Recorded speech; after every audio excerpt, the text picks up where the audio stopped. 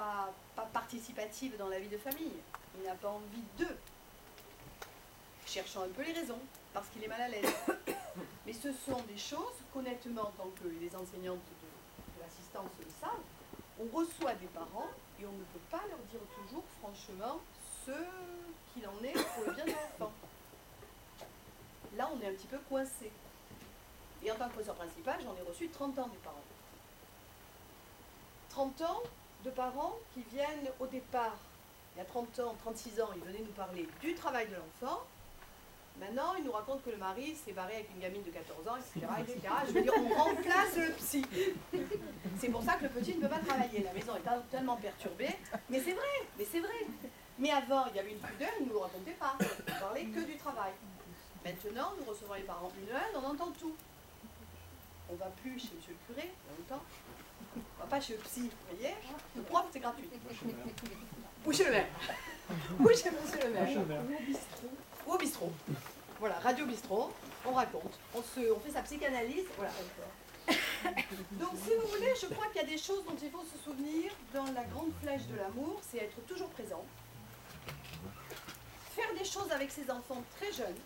Faire du sport avec eux. Ne pas les balancer pendant qu'on va faire une heure de gym à la salle. Pendant quelques années, il faudra ne pas les discuter avec les copines, faire la gym avec les copines. Hein, parce que ça veut dire qu'on laisse encore le gosse. Allez, on va travailler, puis vite on va à la gym, puis vite on laisse le gosse. Le gosse, ben, on va marcher en poussant le landau. On va faire, moi j'ai vu à Chicago des nanas qui en roller poussaient leur landau. Et pendant une heure, elles faisaient du roller avec le bébé. Voilà. On ne savait pas qu'elle tombe. Mais je l'ai vu, je veux dire, il faut comprendre que si on ne fait pas des choses petits, quand ils sont petits, à 15 ans, vous allez dire, mais il ne me parle pas, il ne me raconte rien. Non, il ne raconte rien, c'est pas uniquement son tempérament. Si on lui a dit à ce pauvre gosse, tu fais chier, il ne te répond pas, il arrive un moment, le gamin il arrête. Papa et maman, ils fournissent le téléphone, fournissent la facture, paye le téléphone. J'ai mon ordinateur, j'ai ma télé, bon de temps en temps il vient nous chercher une assiette à la cuisine, puis voilà. Il y a des familles où le gamin a son téléphone, son ordinateur, sa télé dans la chambre, il vient chercher une assiette, et puis il n'y a plus rien il n'y a plus de relation.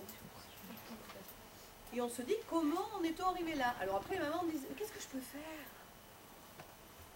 Bah, je pense que ni les pédopsychiatres, ni les professeurs peuvent faire quoi que ce soit. C'est à l'intérieur de la famille que ça se joue. Et c'est quelque chose qui a été créé petit, avant. Et c'est pour ça que je vois des mamans de jeunes enfants, je vois peut-être des papis, mamies, je n'en sais rien, mamies, papis. Mais ce sont les jeunes mamans qu'il faudrait mobiliser pour qu'elles prennent conscience que tout se joue, les rapports avec ces enfants se jouent tout petit. C'est-à-dire que, oui, il faut. Et on n'a pas parlé non plus. Mais ça aussi, il faut en parler, parce que l'autre jour, elles en ont parlé, quand il n'a pas le papa, quand elle se retrouve seule ou quand le papa se retrouve seul. J'ai reçu des couples divorcés qui venaient une fois par an ou 2 fois par an dans le professeur principal pour savoir comment travailler la petite ou le petit. Je ne peux pas m'empêcher, quand c'est ça, de leur dire je vous remercie d'être venus tous les deux et je vous félicite. Parce que tous les jours,